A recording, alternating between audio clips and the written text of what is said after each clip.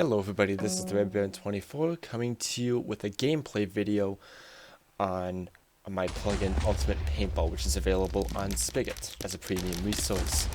So I'm going to go ahead and just start off right away by explaining all the different things that the player is able to see. And this is of course completely surrounded by the gameplay of my on AussieCraft.com. So we're going to start off with the iron ingot, which is on the left side of the player's inventory, and that is used to reload. The paintballs that are in my inventory.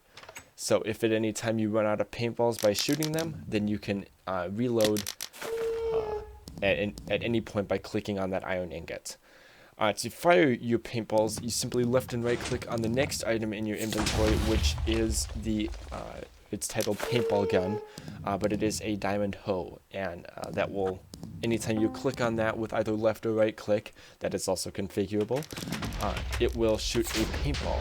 So the next two slots are for your kit, which are in this case the bomber kit, which is currently what I'm using.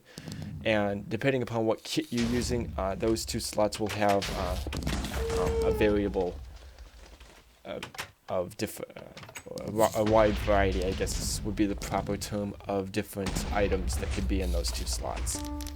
So in this case, there's just the 3 eggs of the bomber kit, which as you can see keeps getting reloaded every time that I respawn.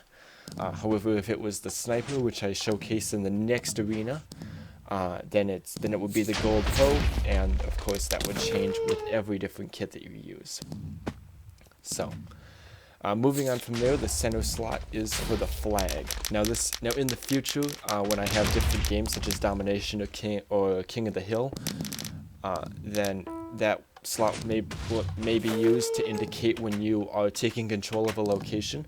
However, that is in the future, so I cannot be entirely sure of how that will affect the plugin, and how that will affect the player's inventory as well. Moving off, there's also the diamond, which is in the player's inventory. That is for the additional actions. Currently there are 4 actions, 2 of which involve stats. There's a kit shop, and then there's an ability to toggle the kill feed. You can also use that. You can also toggle the kill feed, which are the death messages, how you can see how a player did some action to another player, like I just fragged the pancake boy. You can toggle those messages off per player. However, that is only temporary. So if you do not like those messages, then unfortunately you're going to have to toggle those off every single time that you want to take such an action. So I've just found on my old server that ran this plugin that virtually nobody actually toggled off those death messages. So unless that's a feature that you guys feel is necessary, I'm just going to keep it like it is currently. Moving on from there, there was also the kit shop in that additional actions menu, which I unfortunately will not open in this video. However, it is just a small inventory with a few items for you to click on. One of those items is, as I was saying, the kit shop. Now, the kit shop involves currency, which you can see on the scoreboard, which I will cover in a bit. And that is basically money that is earned in-game that is earned in-game that you can use to buy kits, or that is basically it, of course. Currently, there is no vault integration. However, if that is something you are interested in me integrating, then just let me know, and I will add that onto the list of ideas for this plugin. However, as I was saying, currency can be used to buy kits. So that is a way to allow players who have spent a long time on the server to be able to purchase kits without having to donate or get permission through some other means. So I feel that it's a good way for you to allow your players to earn something by playing the game. In addition to this, there are also ranks in the current version of Paintball. This is something that is not showcased in this video because this gameplay is old. However, when players rank up, you can also allow them to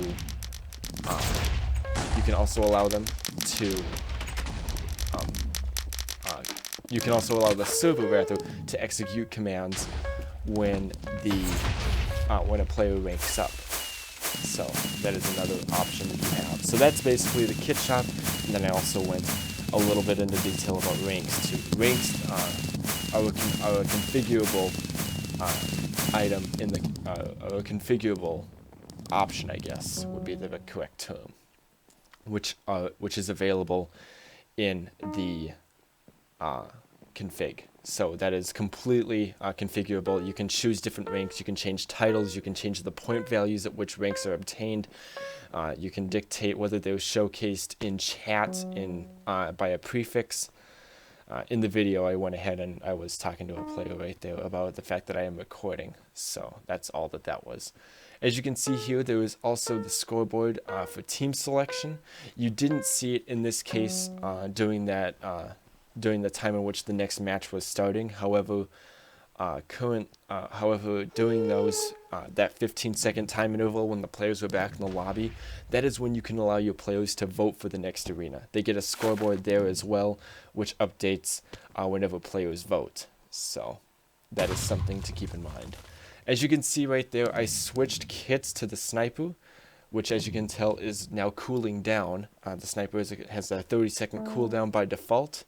And as you can tell, that is being shown live to the player, myself in this case, as to how many seconds are left before the which is shown to how many seconds are left before the item comes off cooldown, which I almost reached the end of the cooldown there with the sniper before I was killed. So as you can see, I'm now respawning. So continuing on with the inventory, there is the emerald, which allows you to choose different kits as a user. So that's basically as straightforward as it gets. That's all that serves to do, and it's always available to your users as an easy way to allow them to switch kits without having to execute a command. The following object is the team wool, which, as you can see, is red because I'm on the red team. In the last match, it was blue because I was on the blue team. And then finally, and that just serves as an easy way to show, what team you're on, should you be confused. Finally, in the last slot are your snowballs, which are used obviously for your paintball gun. Now, what an interesting thing about this plugin is that there are different configurable options for your kits. For example, I just got a triple kill with a sniper. That is exceedingly rare unless it's set up, and in this case it wasn't. However, it was a good thing to showcase here because it shows that there are different configurable options for each kit. You can toggle that off on your server if you do not like that option. If you only want them to be able to get one kill because you feel that it's overpowered to get more than one, then you can do that. As you can see, another user on my server, Wacky Leo, just got a double kill with the same kit. So if you find that to be extremely obnoxious and annoying, along with many other options, you can toggle that off. Now to the scoreboard, you can see that all my stats are updated live. You can see shots, team points, currency, as well as my points, kills, deaths, hits, and then the kill streak and the captures of my current player are shown. In this case, the captures for each team are also showcased. So that is something to keep in mind, and it's a good way to allow for players to be able to see what's going on in the game. So lastly, I switched kits to the blinder. I have no idea, honestly, why I did this in the video. However, it does showcase another video. As you saw, there were a couple messages in chat that said I blinded somebody. That is, of course, where the kit gets its name, in that it blinds people. Direct hits by the blinder kit do initiate a kill if that is configured as such. However, more on the kit configuration will be in a separate video. This just was there just to showcase those, just a few of the kits that are available. Currently, there are 2 game modes available CTF and TDM. As you can see, that middle slot is now filled with the flag as I was carrying the flag for a short time. And lastly, I just want to say that there are a lot of different configurable options in this plugin. Currently, the language is not able to be the language file is not able to be changed. However, in the future, that will be changed as well. So when you're watching this, that may be the case, that you can change the language file. However, but besides that, many different options in the game, different timings, some messages such as the death messages, different options for your kits, many different visual effects, and the ability to use different pieces of Minecraft code are all available to be manipulated. So that basically concludes this video. So I'm hoping that you are interested in this plugin, and if you have any questions, please feel free to ask me. PM me on Spigot. That is the easiest place to find me. So thanks for watching, and I hope you enjoyed this plugin.